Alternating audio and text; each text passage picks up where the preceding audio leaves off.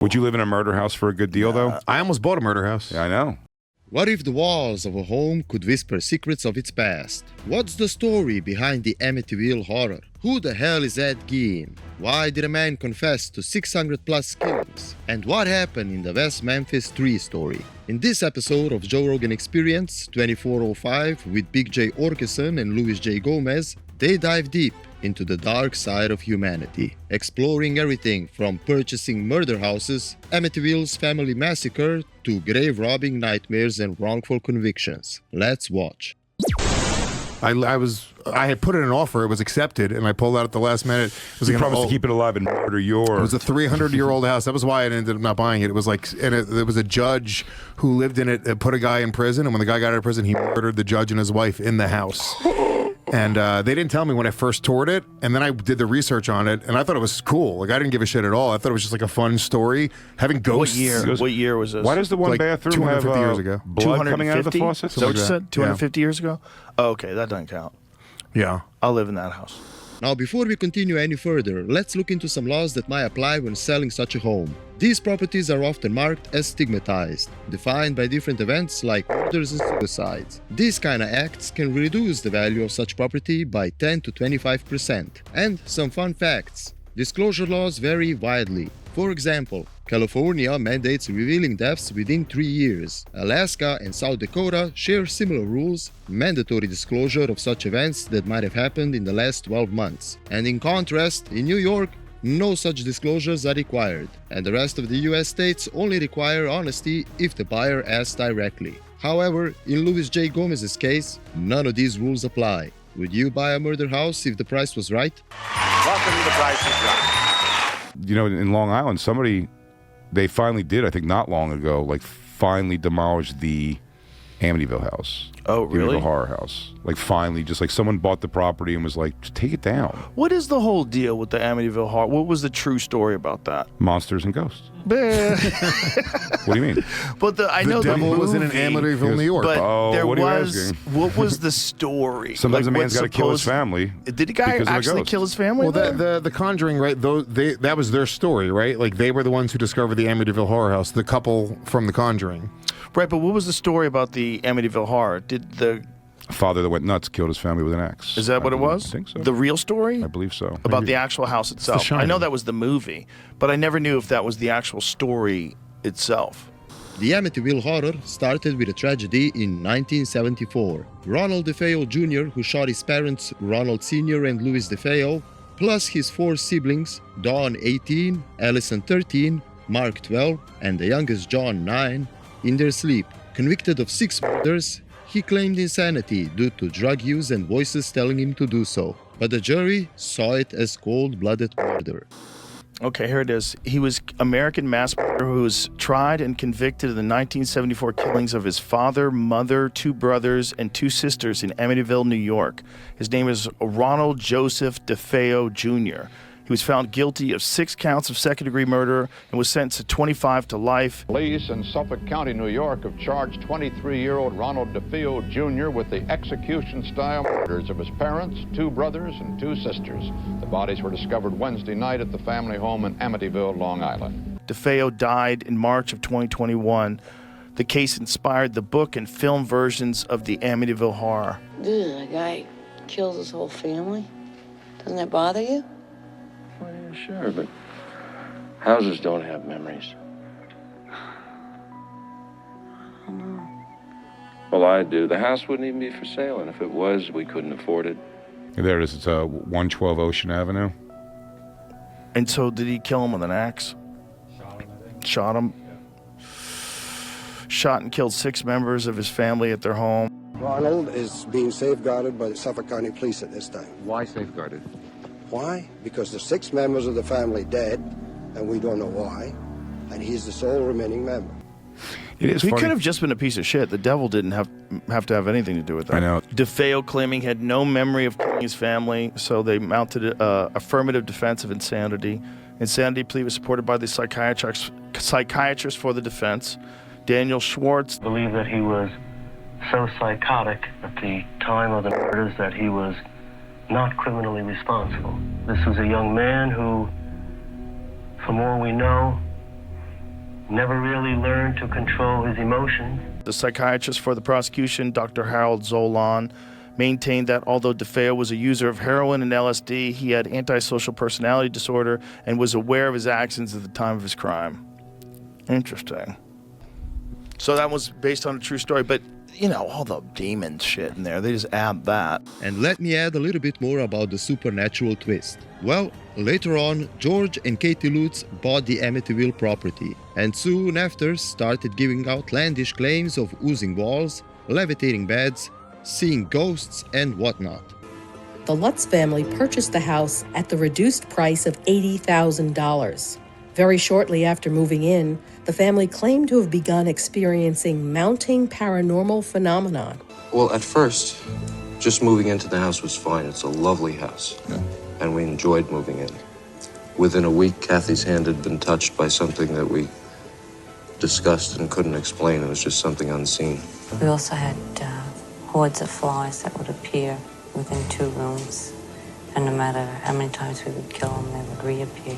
Green slime. What was that on the wall in the movie? George, did that happen? As the movie did it, not exactly, no. They supposedly fled the property after 28 days. However, all of that was later debunked as a hoax fabricated for profit with DeFeo's lawyer, William Weber. None of the subsequent residents reported hauntings. This story is rooted in real family tragedy and not demons. Let's move on. As far as we're concerned, the Amityville hoax is the real horror. Whether or not it was a hoax or a horror, you'll have to decide that for yourself. It's kind of weird that you're allowed to do that after someone's dead. You can just make up a bunch of stuff. Sensationalize it? Yeah. Well, I mean, that's what Ed Gein show just did. Right, but this is like you're making up a thing where this guy is possessed by demons, which is why he's killing everybody. When you give him like an out. Yeah. Yeah. And not only that, you turn it into a horror movie that has the supernatural in it. Ed Gein, that show was about what he really did. Like, he really did take people's skin off. Shifting from haunted houses to human horrors. Ed Gein, the 1950s Wisconsin recluse whose farm hid gruesome secrets. He confessed to 2 murders, but was infamous for exhuming bodies and crafting souvenirs from skin and bones. He took parts of the people home with him. He took the skin of women particularly. He decorated furniture with it, made many other items out of it. Fueling classic films like Psycho. Well, a boy's best friend is his mother. And the Texas Chainsaw Massacre. Yet, much of the lore stems from unproven rumors. Grave robbing and stuff like that was definitely a real story. He did make furniture out of people's skin. How long have you known Mr. 7 years. 7 years. What kind of a man did you know him as? Well, a nice man, just like anybody else. The only difference I'd say in a man, he seems to be a little high. How long did you say you'd known Mr. Gein? Well, I've known him ever since he was a little boy. He's lived here all his life in this farm? Well, I don't know whether he was born here or not. Yeah. Like, all that stuff was insane. Yeah, the shows took a lot of like liberties with like rumors and shit, but it was like him wearing dresses and jacking off and stuff. No, like like some of the murders, like he was never connected to all the murders that he did on the show. Like there was sort of like rumors, like none of it, like even the where he killed his brother. I guess he was mostly a grave robber. Was his thing. Yeah, he didn't. It was sort of like they kind of put 2 and 2 together, and they just said he murdered his brother, but that was never proven. Oh, I see. Yeah. Yeah, I saw that part in the movie, and I was like, And I did look it up, and it did say that they weren't sure. They said he died of asphyxiation from the smoke. Yeah. You know, but then they noticed that he had a bruise, but they said he could have, when he fell, he could have hit his head. Yeah. Yeah. It could have. You know, who knows? But he definitely killed a few people, at least, right? Yeah, I think he was only charged with 2. 2, yeah. Only 2? Yeah. Yeah. Which, I mean, serial killer. Come on. Come on. The craziest one was Henry Lee Lucas. Do you ever see that movie, Henry, Portrait of a Serial Killer? Yeah. Let's pause here for a minute. For those of you who don't know this name, Henry Lee Lucas was born in 1936 in Virginia, where he suffered brutal abuse by his mother. This guy claimed 600 plus killings. Lucas says he killed more than 150 women. 170 murders directly attributed to Lucas. 189 in 24 states. Murdered at least 360 people, including his mother. Henry Lee Lucas has confessed to killing 600 people. My victims never knew what was going to happen.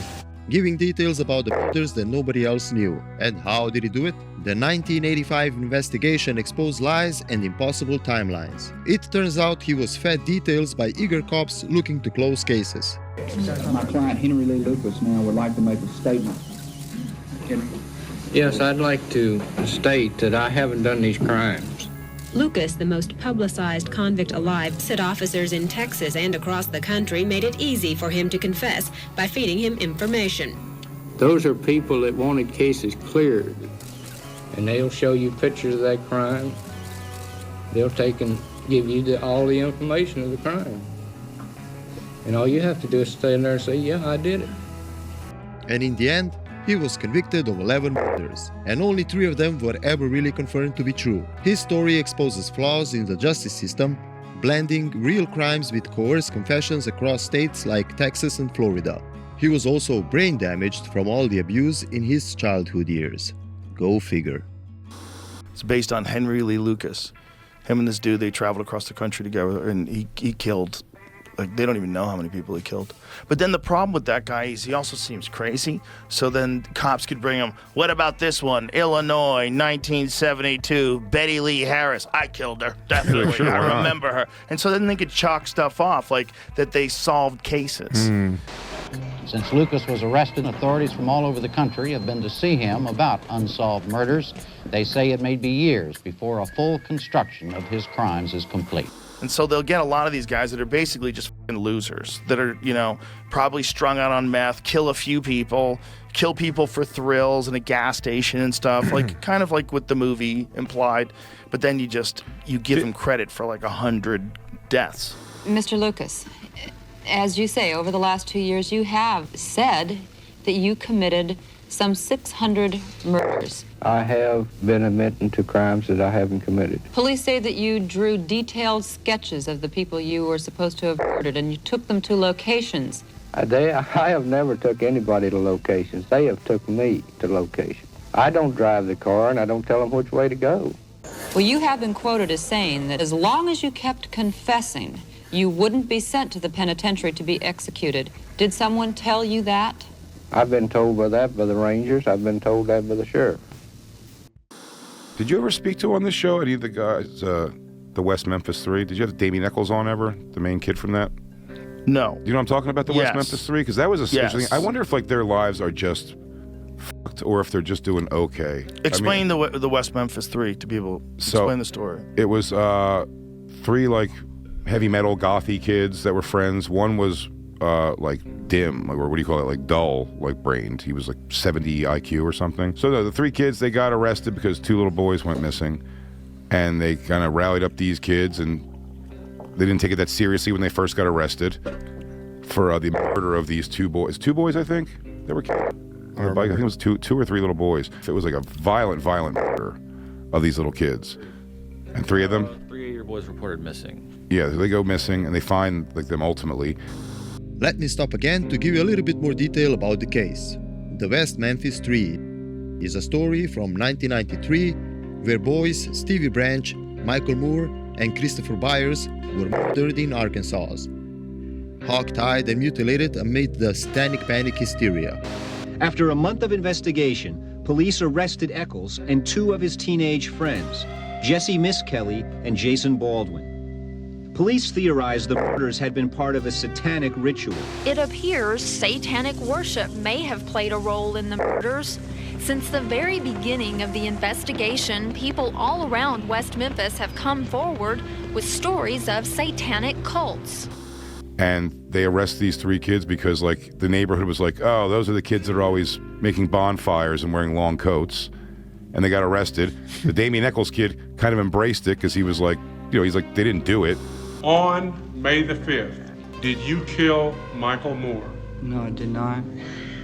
On May the 5th, did you kill Stevie Branch? No, I did not.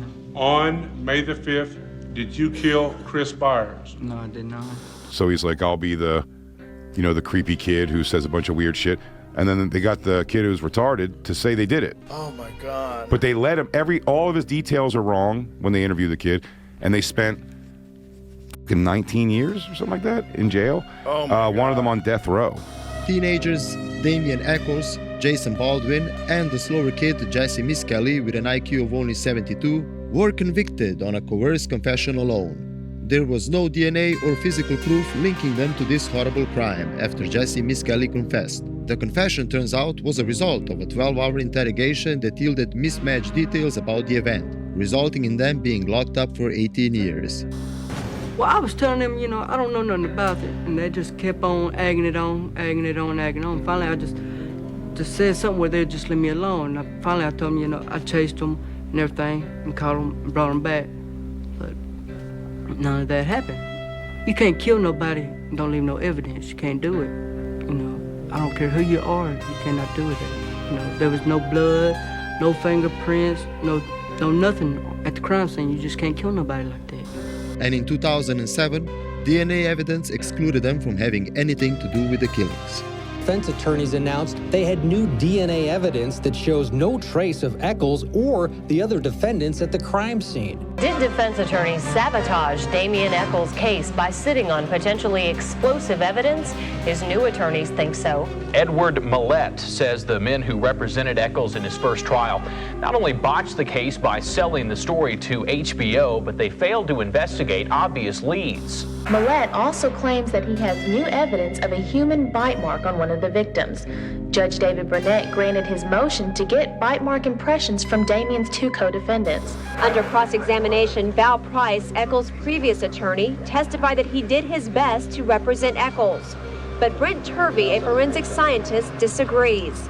He says Price sat on critical evidence, namely bite marks he's found on the victims' bodies. And they ended up they took the, what's that plea called? It's a very interesting plea you could put in that says you're admitting guilt, but they're letting you out. Because they didn't want to say, they wouldn't just overturn the thing because of no evidence and so much evidence to other people. Sue them. Right. So they were like, oh my God. And then so they let them out. Alfred plea, yeah. So what's going to happen? Are they just literally, they've been convicted of killing these kids. Are they just going to walk out of jail? Well, what we have heard, what could happen today is that they could enter something that's very unusual called Alfred pleas. And the three men will say, look, we are innocent, but in order to get out of jail, we will plead guilty. How crazy is that? And so they get out and they say they're guilty, but they all get to get out. Let me just point out one aspect of what happened today. These men not only walked out, they created today, by this plea, to me, proof positive of their innocence and the state's recognition of it. Because does anyone believe that if the state had even the slightest continuing conviction that they were guilty, that they would let these men free today? It would have never happened. But to me, the state's acceptance of an Alfred plea, in which they maintain their innocence, and releasing them is evidence of the state's recognition of their innocence. Dude. That's so creepy, man. And they think it's the one kid's stepfather is the one who looks most good for it. You're asking if you think they're just normal now? I don't. That's what I'm asking. You're not coming back from 18 years of being falsely incarcerated and being normal. You're f***ed up. Yeah, you're in trouble. Well, this is the one kid's like, his brain is like slow.